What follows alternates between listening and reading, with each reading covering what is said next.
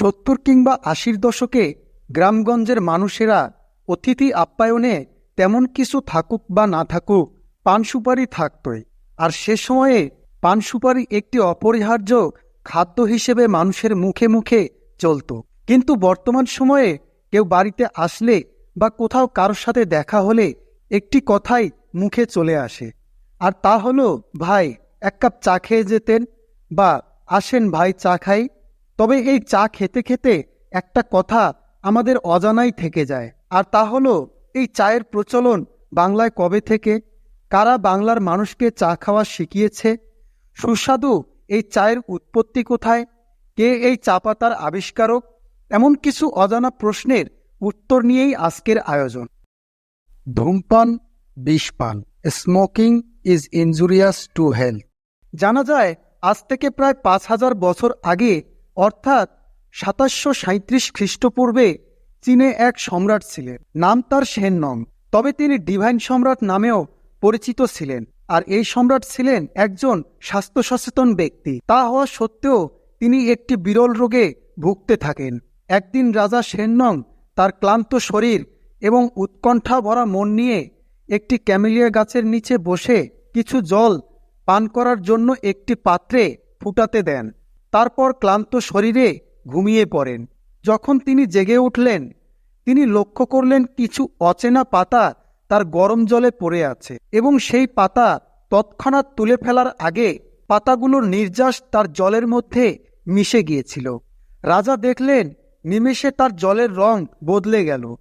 অতঃপর রাজা শেননং জলটি খেয়ে দেখলেন, এবং জলগুলোতে তিনি তিক্ত স্বাদ আবিষ্কার করলেন। কিন্তু তিনি দেখলেন জলগুলো খাওয়ার সাথে সাথে তার শরীরের সমস্ত ক্লান্তি ও উৎকণ্ঠা নিমেষে উধাও হয়ে গিয়েছে।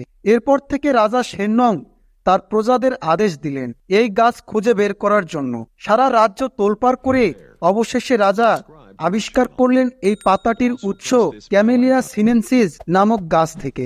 এরপর থেকেই চা পাতার রাজত্ব শুরু হয়।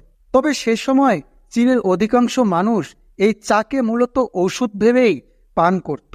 আর তার কারণ হলো চায়ের মধ্যে থাকা থিওফাইলিন ও থিওব্রোমিন শ্বাসকষ্ট ও হাঁপানির মতো রোগগুলির জন্য ছিল ভীষণ উপকারী।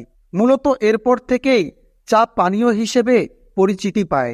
এবার জানা যাক বাংলা বা তৎকালীন ভারতবর্ষে কিভাবে চায়ের আবির্ভাব হয়। ভারতবর্ষে ব্রিটিশদের আগমনের আগে চায়ের আবিষ্কার এবং চাষের ইতিহাস বেশ প্রাচীন। চায়ের আবিষ্কার চীনে হওয়া সত্ত্বেও ভারতবর্ষে চায়ের গাছের অস্তিত্ব প্রাচীনকাল থেকেই ছিল। তৎকালীন ভারত উপমহাদেশে স্থানীয় জনগোষ্ঠী, বিশেষ করে সিংফো সম্প্রদায় বহুদিন ধরেই এক ধরনের বুনো চা গাছ ব্যবহার করে আসছিল। এই গাছগুলোর নাম ছিল ক্যামেলিয়া সিনেনসিস। তবে সেটি ঔষধি হিসেবে ব্যবহার করত। মূলত ভারতবর্ষে ব্রিটিশদের আগে চায়ের প্রচলন ছিল না। ভারতবর্ষে চা চাষের সূচনা ব্রিটিশদের মাধ্যমে হয়।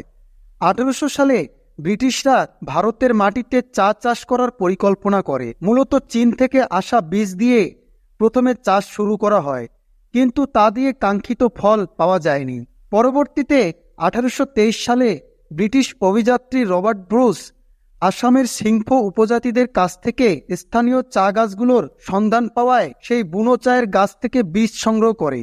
এরপর 1835 সালে ব্রিটিশ ইস্ট ইন্ডিয়া কোম্পানি আসামে চা চাষ শুরু করে এবং চীন থেকে আসা বিশেষজ্ঞদের সাহায্যে আসাম, দার্জিলিং এবং নীলগিরি অঞ্চলে চা চাষ প্রসারিত করে। এরপর থেকে তৎকালীন ভারতবর্ষের অধীন 1857 সালে বাংলাদেশে চায়ের গাছ প্রথম খুঁজে পান ব্রিটিশ চা গবেষকরা। বিশেষ করে সিলেট অঞ্চলের পাহাড়ি এলাকায় তারা চা চাষের সম্ভাবনা দেখতে পান। পরবর্তীতে সিলেট শহরের এয়ারপোর্ট রোডের কাছে মালিনীছড়া চা বাগান প্রতিষ্ঠিত হয়। তাই তো বর্তমানে সিলেটকে দুটি পাতা এবং একটি কুড়ির দেশ বলা হয়। তবে বাংলাদেশে চা খাওয়ার প্রচলনও ইংরেজদের মাধ্যমেই শুরু হয়। সময়ের সাথে সাথে, বিশেষ করে 19 শতকের শেষের দিকে, চা সবার মধ্যে জনপ্রিয় হয়ে ওঠে। বিশেষ করে বাংলাদেশের শ্রমিক শ্রেণীর মধ্যেও চা পান জনপ্রিয় হয়ে ওঠে, কারণ কাজের মধ্যে চা পান তাদের কর্মক্ষমতা বাড়াতে সহায়তা করত। আর বর্তমানে বাঙালিদের চায়ের প্রতি ভালোবাসা নিয়ে আর কি বলবো, এক কাপ চা যেন বাঙালির প্রতিদিনের সঙ্গী। তাই তো হুমায়ুন আহমেদ বলেছিলেন, এক কাপ উষ্ণ চা একজন ভালো বন্ধুর মতো। তবে এটা কেবল পানীয় নয়, এটি বাঙালি সংস্কৃতিরও একটি অংশ। চা সম্পর্কে অজানা তথ্যগুলো জানলে আপনি হয়তো অবাক হবেন। যেমন, ইংরেজিতে চায়ের প্রতিশব্দ হলো টি। গ্রিক দেবী থিয়ারের নাম অনুসারে এরূপ নামকরণ করা হয়েছিল। চীনে টি এর উচ্চারণ ছিল চি, পরবর্তীতে সেটি হয়ে যায় চা। বিশ্বের 50 ভাগের বেশি চা উৎপাদন হয় চীন ও ভারতে।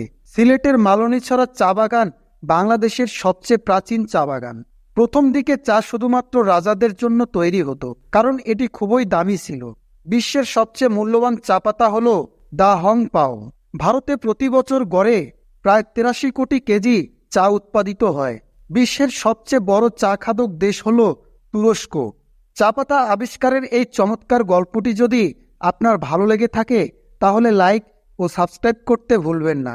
নতুন নতুন চমকপ্রদ ইতিহাস জানার জন্য আমাদের সাথেই থাকুন। ধন্যবাদ।